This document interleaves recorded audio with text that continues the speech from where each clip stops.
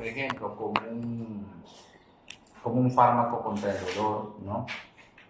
Cómo fueron utilizados al inicio. Ya quiero que más o menos tengan una pequeña noción. No quiero PowerPoint ni hojas escritas, pero más que todo, la próxima clase va a ser un conversatorio. Profe, pero ¿fármaco como tal o algún remedio natural que hayan utilizado?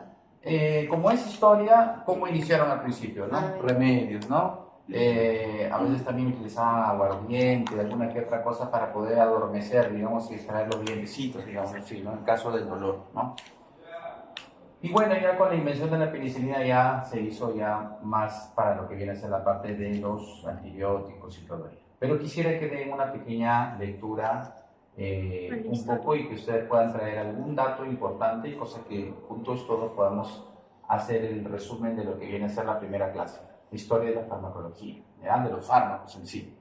¿Ya? ¿Sí? ¿Todo bien? ¿Ya? Es una pequeña lectura, cada uno trae un dato interesante y listo, lo compartimos aquí.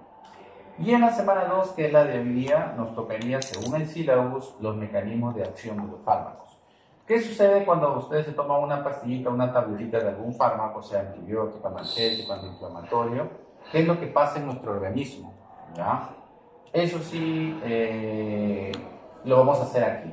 ¿Ya? Y los fármacos, la farmacología se divide en dos, digamos, temas o grupos. Uno que va a estudiar la farmacodinámica. ¿Esto qué quiere decir? La parte molecular, cómo interactúa el fármaco con el organismo a nivel molecular, a nivel químico, cómo hace su efecto terapéutico. Y la farmacocinética es todos los pasos que el fármaco, desde que entra a la boca hasta que sale de nuestro organismo, pasa, ¿no? Para poder tener este efecto al final, ¿ya? Hoy día voy a hablarles un poco sobre farmacocinética, ¿ya? La próxima clase vamos a hablar un poco sobre farmacodinámica, que es un poquito más específico, ¿ya? La farmacocinética es todo el proceso por el cual el fármaco, desde que entra hasta que sale, ¿ya? Entonces vamos a iniciar hoy día con lo que viene a ser la parte de farmacocinética, ¿ya? ¿Qué más? No se olviden esto para la próxima clase.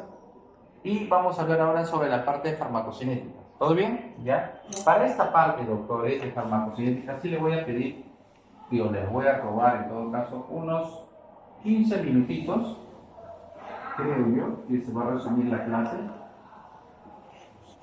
Y de ahí ya no hay ningún problema, podemos conversar, ¿ya? Pero hoy sí le voy a pedir, por favor, celulares, abajito, ¿ya? O escóndenlo, por favor, porque va a distraer. ¿Ya? Presten atención a esta partecita. Si quieren, giren aquí un poquito.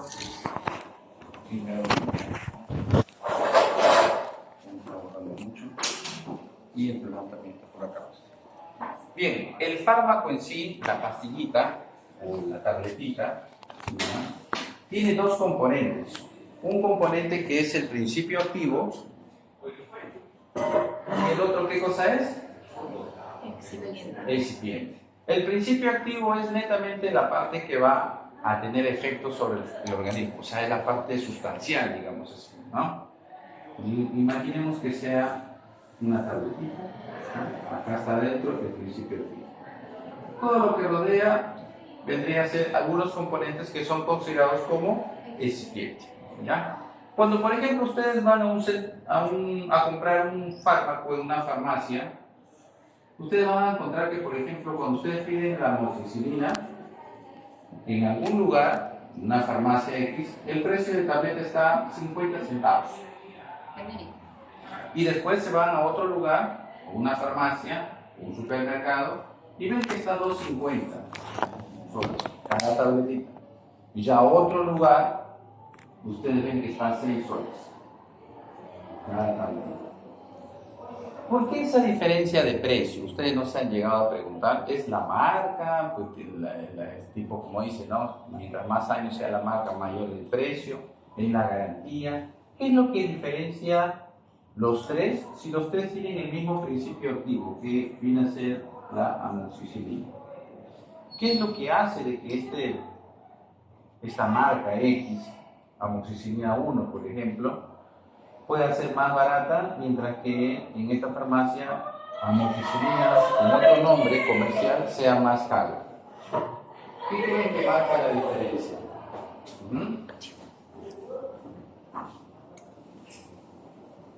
Oh, oh. ¿Qué creen que marca la diferencia, doctora? Rapidez de acción. ¿Mm? Rapidez de reacción. Rapidez de acción, ya, estamos muy bien, doctora, y esto tiene que ver con algo. ¿Qué lo vemos? O que el principio activo no es puro en sí. No, todos los principios activos es como si fuera la fórmula mágica, ¿no? Todos son iguales, digamos. Para misma concentración igual todo. Todo de la misma concentración. Amoxicilina, por ejemplo, de 500 miligramos, todos van a tener y van a respetar amoxicilina de 500 miligramos. ¿Qué es lo que va a dar la diferencia de precio? Su excipiente. El excipiente, claro. Porque va a haber algunas amoxicilinas de una marca X que va a tener, por ejemplo, mejor, dentro de sus componentes, van a ayudar a que esa pastillita pueda ser mejor absorbido, o sea, más rápidamente absorbido, o sea, que su efecto sea más rápido en comparación a otro que tal vez solamente tiene el principio activo, que sería el nombre genérico, ¿no? Que sería el nombre comercial y otro sería el nombre comercial, digamos así. Va a tener algunos de sus componentes del excipiente algunas propiedades que van a mejorar que esa pastillita no te puede generar ningún problema gástrico, porque suele tener algunos problemas gástricos, o pueden tener algunos protectores intestinales, digamos así, o protectores en el hígado, ¿no? Que es donde se metabolizan los fármacos, ¿ya? Entonces, estos excipientes son los que van a alterar un poquito, dependiendo la marca, el precio, el valor. Va a haber, no sé, una empresa que elabore amoxicilina, pero diga, bueno, yo voy a elaborar esta amoxicilina, pero voy a colocar algunos componentes que van a ayudar a mejorar, que no generen ni muchos efectos colaterales en el paciente. Por lo tanto, voy a colocar este componente, este excipiente, tal. Por eso que su valor va a ser mayor. Mientras que otra empresa dice, no, yo no me preocupo por el total, yo solamente quiero el principio activo y le voy a colocar sí un conservante para evitar que ese fármaco pues, con el tiempo se deteriore. Pero de ahí el resto no me interesa. Tiene un valor mínimo, digamos así. ¿Ya? Eso es lo que va a dar la diferencia en el precio. Ahora, doctor, entonces me quiere decir que mientras mayor sea el precio del fármaco, ¿quiere decir que tiene mejores excipientes? Sí. Sí, debería ser, sí. Entonces, doctor, quiere decir que si yo en algún momento necesito tomar un fármaco, una oxidina, tendría que por cada tabletita pagar 6 soles, si son 10 tabletitas serían 60 soles. Ahí ya va a depender mucho. Por ejemplo, en pacientes que tienen algunos problemas ya gástricos, úlceras intestinales, irritación intestinal, problemas hepáticos, ellos deberían tal vez tener algunos fármacos que tengan protectores, ¿no? Sobre todo para la mucosa gástrica. Por tanto, su precio es un poquito mayor. Pero asumimos de que nosotros, o ustedes principalmente son gente más joven, que no tienen esos problemas, ustedes podrían tranquilamente comprar lo que viene a ser la amoxicilina como principio activo normal, ¿no? Tal vez por ahí una marca específica, ¿no? Muchas veces cuando nosotros nos recetan un tipo de amoxicilina, un nombre comercial, no nos dicen las propiedades o las características de protección. Ya uno tendría que ver en la lectura del fármaco qué características o dentro de sus excipientes, qué cosa tiene que nos puede ayudar a proteger.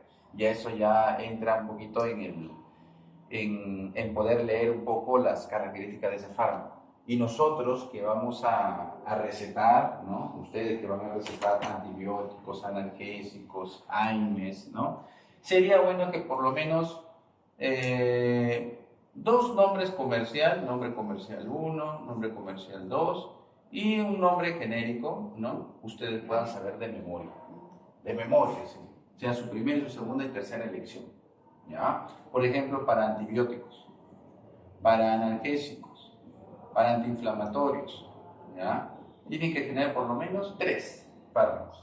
Ya va a depender del paciente si cuál escoge de acuerdo a su condición económica y también a la necesidad, ¿ya? Pero por lo menos 3 sí deberían ustedes tener dentro de su frecuencia de poder recetar sus fármacos, ¿ya?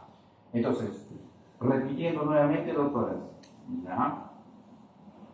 El fármaco está compuesto de 2 párrafos. Uno que es el principio activo y el otro es Excipiente. y el excipiente es el que va a tener ciertos componentes que le va a dar una característica particular, digamos así, al fármaco. Y esto tiene que ver con que está relacionado al costo del producto, ¿ya? Hasta ahí, todo bien, ¿ya? Este fármaco, independiente que sea genérico o comercial, toda por vía oral va a ser o va a tener su ingreso en la boca. ¿Ya? En la boca, en nuestra boca, doctores, hay muchas bacterias. Muchas bacterias. ¿Ya?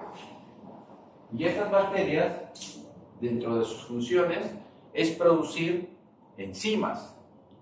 Cuando uno come, toda la comida, ustedes ahora que han almorzado, comienzan dentro de su actividad muscular, mastican, pero también ustedes van a ver que hay saliva y también hay enzimas. Esas enzimas intentan degradar esos almidones, ¿no? Para que sean más fácilmente digeribles a nivel del estómago. ¿Qué pasa si, por ejemplo, yo a veces puedo almorzar y estoy con el tiempo y la hora y comienzo, tomo un poco de agua, como suele suceder también con ustedes, porque a veces salen de clases, se cruzan y todo eso, y pasan sus alimentos no tan digeribles, o sea, donde las enzimas no han degradado o donde ustedes no han podido ni masticar muy bien sus alimentos? ¿Qué es lo que pasaría en su estómago? Su estómago comienza a trabajar lo que no ha trabajado la boca, comienza a segregar ácido, pero ya no es un ácido, digamos así, como un ácido como la amilasa salival, ¿no? Sino es un ácido ya muy ácido, es un ácido gástrico, y es ahí cuando comienza a generar úlceras o gastritis, ¿ya? Cuando esto es muy frecuente, ¿ya? Genera irritaciones, reflujo gastroesofágico, ¿no? Y el estómago comienza a trabajar todo lo que no ha hecho, ¿no? Arribita, ¿no? En la boca. ¿Eso es peligroso? Claro que sí, cuando es muy continuo. Diferentes tipos de horario, más aún en las noches, si uno se va a dormir, el estómago comienza a segregar, comienza a llenarse de aire, ¿ya? No es bueno, ¿ya? Bueno, el fármaco, al igual que el alimento, ingresa por la boca, y el fármaco, que es una pastillita, internamente tiene el principio activo, pero está rodeado de recipientes, pero también tiene una cobertura que lo va a proteger.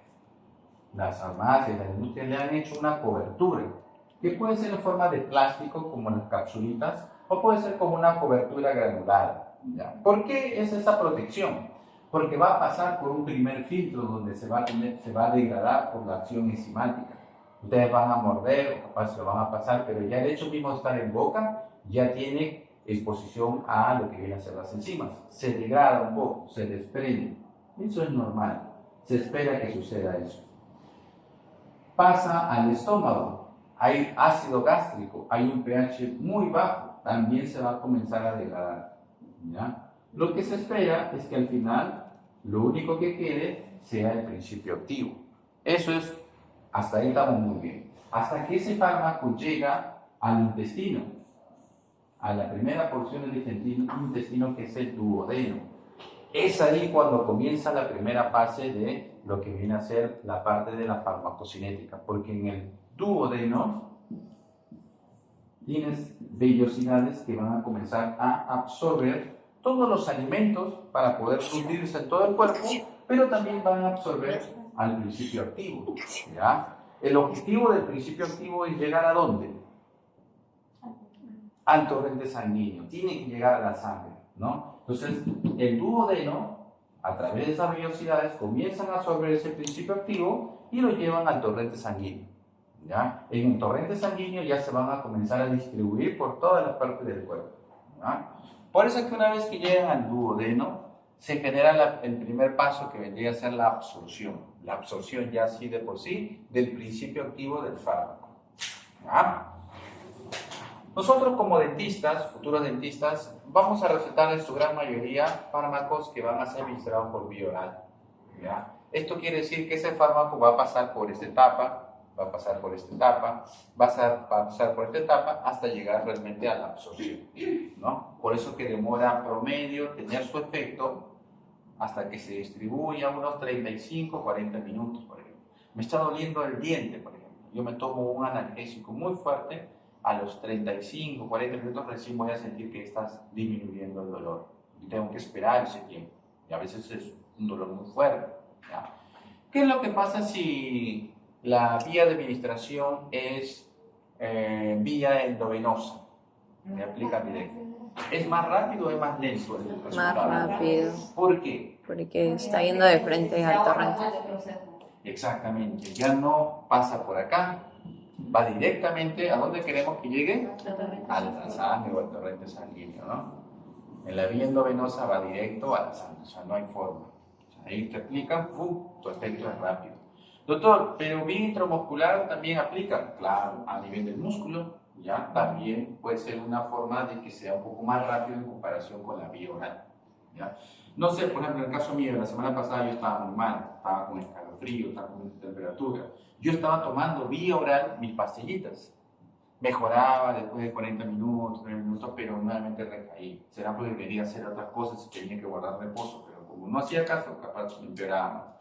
Hasta que ya llegó un momento donde ya no pude aguantar más, tuve que irme a emergencia y ahí automáticamente me dieron una ampolla. Me aplicaron una ampolla y no doblé ni en la esquina de la salida del seguro, se habrán pasado ni 10 minutos, ya me sentí bien. O sea, el escalofrío que tenía, el aumento de temperatura estaba pero súper. O sea, fue una acción muy rápida.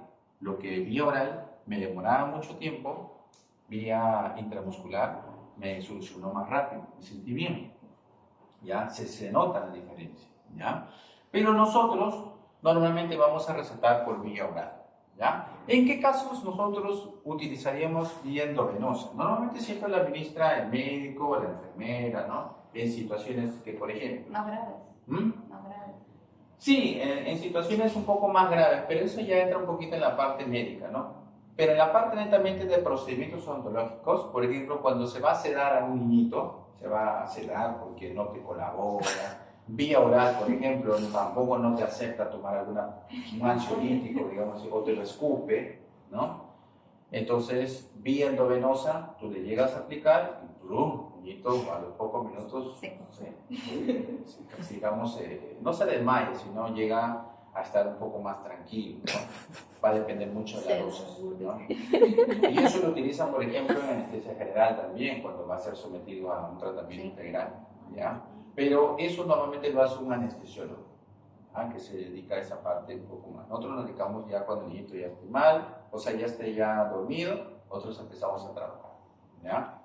Ahora, esta absorción, doctores, que ya sea por vía oral, va a verse influenciada por la presencia o ausencia de alimentos. No sé si ustedes han escuchado por ahí algún médico o alguien que le haya recetado, mira, tómate esta pastillita o este antibiótico, pero tómate junto con los alimentos, o toma, no sé, antes o después de los alimentos. O sea, tiene que tener tu estómago, tiene que estar lleno, ¿no?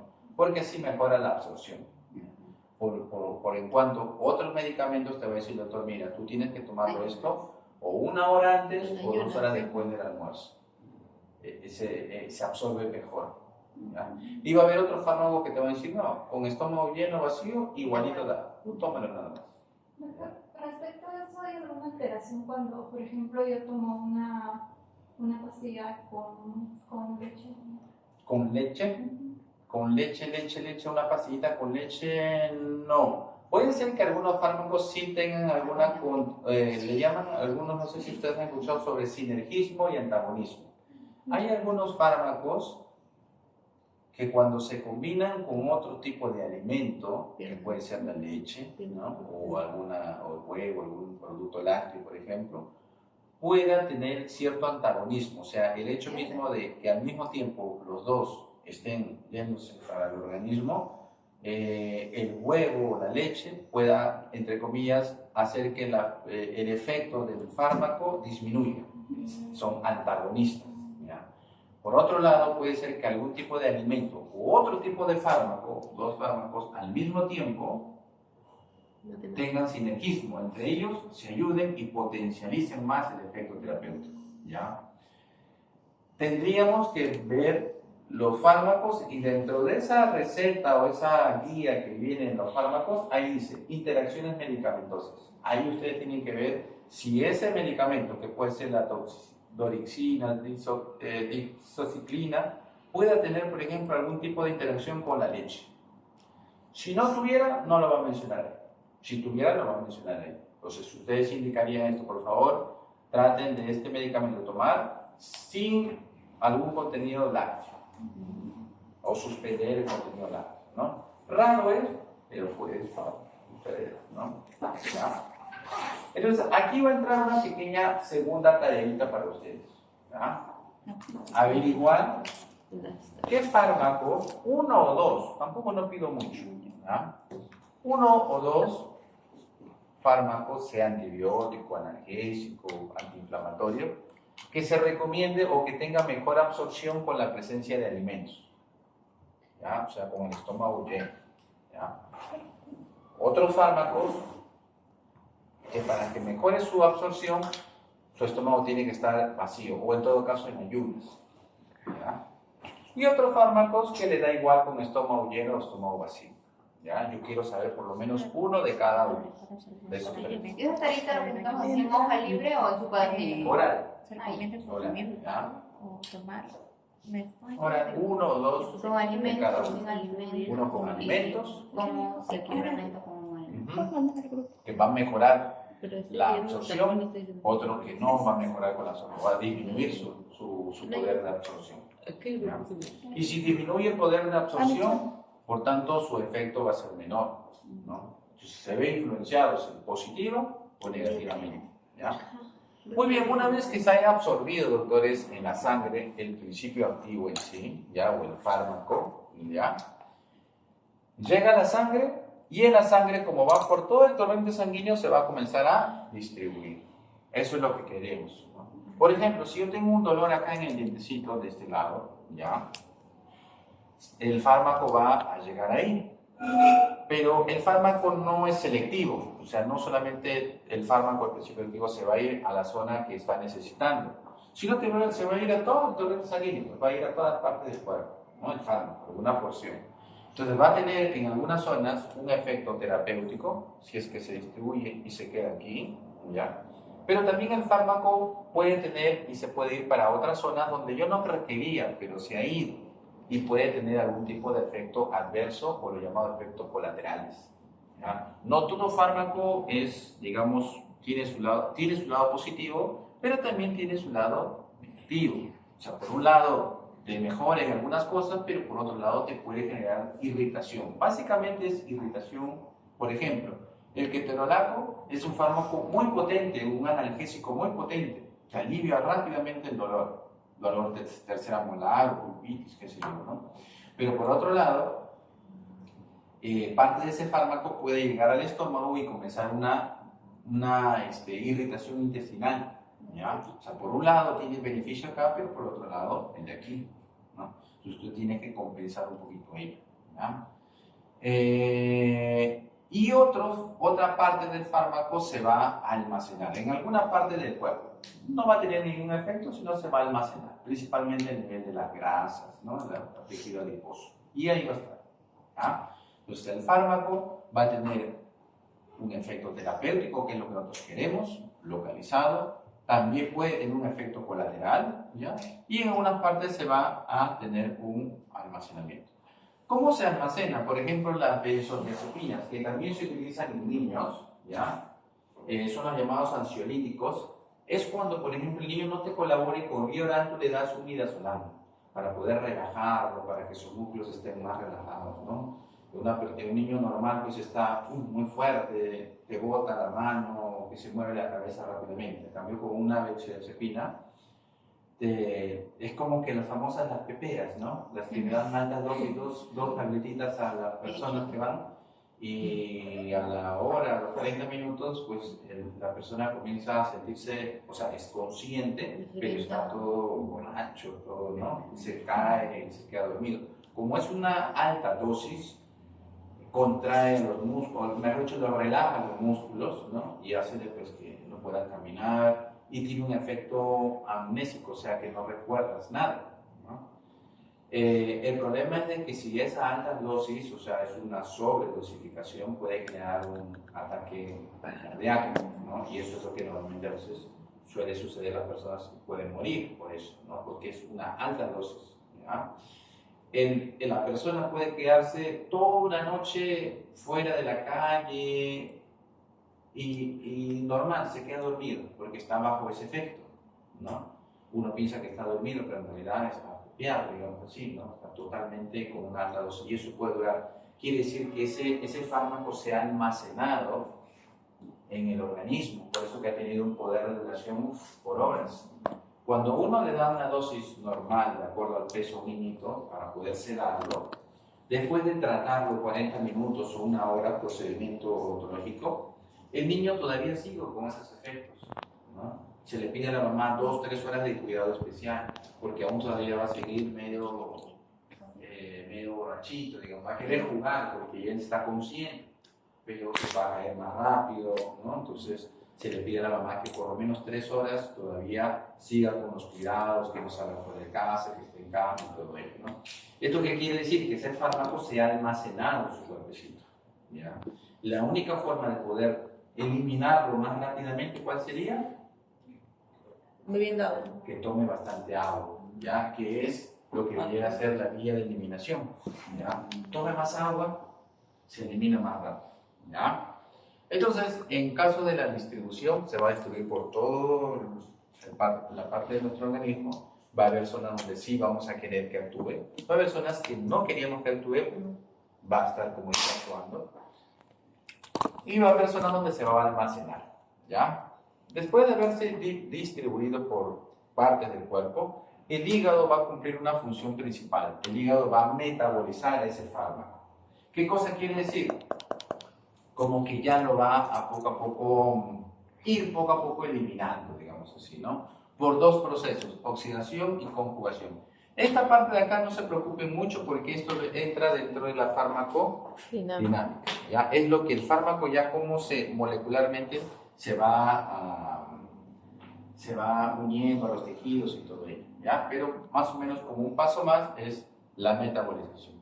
Y finalmente esta metabolización lo prepara para que ese fármaco no solamente se llegue a almacenar en el organismo para siempre, sino tiene que eliminarse. Porque si se llegara a quedar y no eliminar, generaría muchos daños al organismo, muchos daños, porque es un producto químico que necesita ser excretado. Cumplió su función, muy bien, ahora sí, tiene que ser eliminado. Y se elimina por estas dos vías, principalmente la vía renal, los riñones. ¿Qué pasa si es que el paciente adulto o joven como ustedes tiene problemas en los riñones o tiene un solo riñón? Va a tener deficiencia en poder eliminar eso. Y obviamente le va a causar también muchos problemas, cálculos y algún tipo de problemas a nivel de lo que viene a ser a nivel de la presencia de fármacos dentro del organismo, ¿no? Como metabolitos, se van a calcificar y eso normalmente genera cálculos renales y todo ello, ¿ya? Entonces, en condiciones normales, el fármaco desde que entra debería ser eliminado, en condiciones normales. ¿Qué pasa si alguien tiene problema hepático en adultos? No se va a terminar de metabolizar el fármaco, también va a haber un problema. Entonces, siempre cuando ustedes van a prescribir algún fármaco, siempre ustedes tienen que preguntar, ¿todo bien con usted, la mamá o el papá o la señora? ¿Tiene alguna enfermedad en consideración? Sí, doctor, yo tengo hepatitis, sufro del hígado, tengo cirrosis, ¿me debe tomar mucho? Mucho. Doctor, no, yo tengo mi riñón, me han detectado presencia de cálculos, por ejemplo, y solamente está funcionando uno.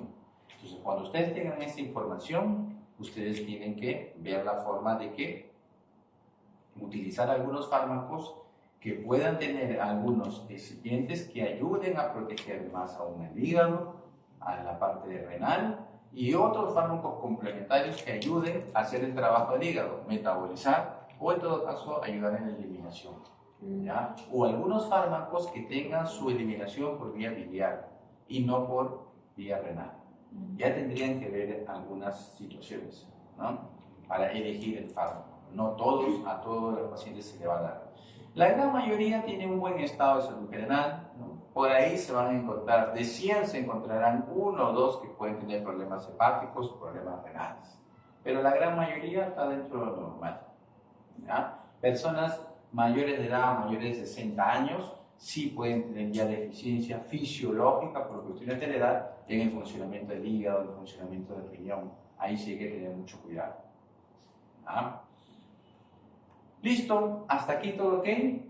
¿Sí se llegó a entender? ¿Ya? Solamente un pequeño recordatorio, ¿ya? El fármaco tiene dos componentes, uno es el principio activo y el otro es excipientes. Normalmente tiene ciertos conservantes, vehículos, ayudan en la absorción, mejoran la absorción y protección también gástrica. Y eso va a variar de acuerdo al precio, ¿ya? Del precio y valor. Este fármaco va a entrar, el primer filtro sería la boca, va a pasar por una actividad enzimática, pasa por el estómago y finalmente llega al duodeno. En el duodeno es donde inicia lo que viene a ser la absorción. El objetivo del fármaco es llegar a ¿dónde?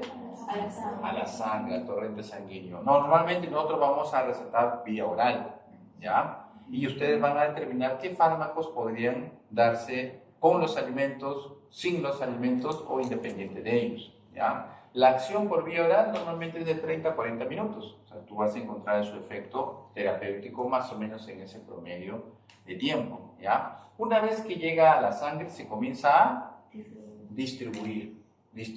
Se va a distribuir a zonas que nosotros queremos, que va a tener un efecto terapéutico, pero va a haber también efectos colaterales en algunas situaciones, ¿ya?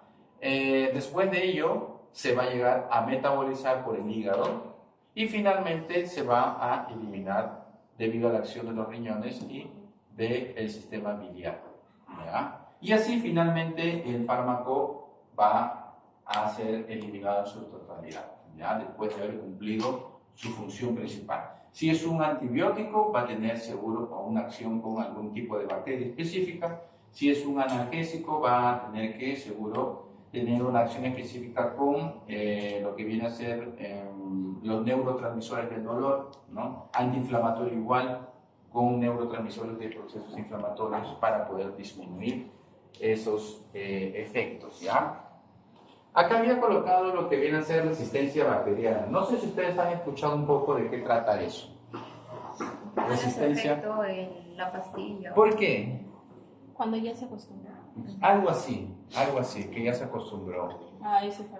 Dice que el Organismo Mundial de Salud, ya estamos en 2023, en el 2016, 2018 más o menos, sacó un comunicado, ¿ya? Que hasta el día de hoy todavía está, lo pueden encontrar en Google. No sé si el año es exactamente eso, pero de que es 2016 para arriba, sí es. Y nos dice de que de aquí a 50 años, o sea, más o menos 2050, por ahí, ¿no? Por ahí un poquito más, ¿no? ¿2073? 2073. 73, claro, ¿no? 70, ¿no? 2070, ¿no? Yo ya no estaré acá, ya estaré por los 100 años, por ahí por lo menos. Pero ustedes sí estarán, o al menos si no, sus hijos, por lo menos, ¿no? Y lo que dice el Organismo Mundial de Salud es que la resistencia bacteriana, o en todo caso, que para esa época va a comenzar la humanidad a morir. O sea, así como el virus del que hubo, va a comenzar a morir. O sea, este va a ser el final de la humanidad, la resistencia bacteriana. ¿Por qué? Porque nuestro sistema inmunológico ya hasta esa época ya ha podido experimentar todos los tipos de fármacos, principalmente los antibióticos, ¿no? Entonces las bacterias, a muchas personas se automedican, utilizan mucha cantidad de fármacos. Tengo fiebre y ya utilizan algún tipo de fármaco, me duele esto, utilizo tal. Entonces, como que el organismo genéticamente ya no tiene... Sí, ya las bacterias han mudado mucho, ¿no?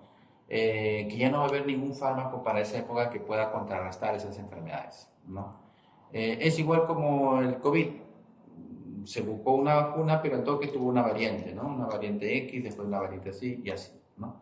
Y ellos, los científicos, predicen de que para esa época la humanidad va a tener enfermedades, o sea, procesos infecciosos, donde ningún antibiótico va a tener ya de algún tipo de efecto, ¿no?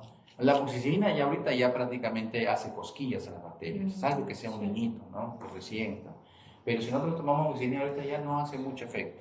No, en realidad. Ahora tienes que tomar tu amoxicilina con ácido clavulánico, por ejemplo. Si no, no hace nada. Y después, si no hace nada, vas a tener que tomar otro tipo de macrólido, por ejemplo, ¿no? Un antibiótico un poco más potente. Y así vas a potencializar un poquito eso, porque ya tu organismo tiene esa cantidad de bacterias que ya son muy resistentes y ya no se pueden manejar, ¿no? Infelizmente ellos dicen que va a ser de esa forma. Suena muy aterrador, ¿no? Pero tiene su lógica, pues, ¿no? Si ustedes van, ¿por qué creen que las farmacias, en una esquina hay como 5 farmacias? Porque hay mucha industria de fármacos, bastante, y eso da mucho dinero, ¿no? Hay de diferentes tipos de fármacos para, bueno, en realidad cualquier área de farmacia da mucho dinero. O sea, todo el mundo va a necesitar algún tipo de fármaco en algún momento, ¿no? Voy a ver si consigo esa lectura para que ustedes lo puedan leer, que es muy bonito, ¿ya? Pero más o menos ellos hablan de eso, ¿ya? Si tienen ustedes niños menores, sobrinitos, hijos, no lo sé, traten de que utilicen los fármacos de forma racional, no exageradamente, no utilizarlo muy frecuente, ya que ellos todavía su flora intestinal, sus bacterias son, en comparación a las nosotras, están en sus inicios, no son más inofensivas y todo ello. Los jarabes son menos fuertes que las pastillas, ¿verdad? Los jarabes en caso de niñitos siguen siendo amoxicilina, o sea, el principio activo es el mismo, sino que se refiere, por ejemplo, al uso frecuente, digamos así. Mientras más uses frecuentemente la amoxicilina, ¿no? En este caso, las bacterias van a comenzar a genéticamente mudar, ¿no?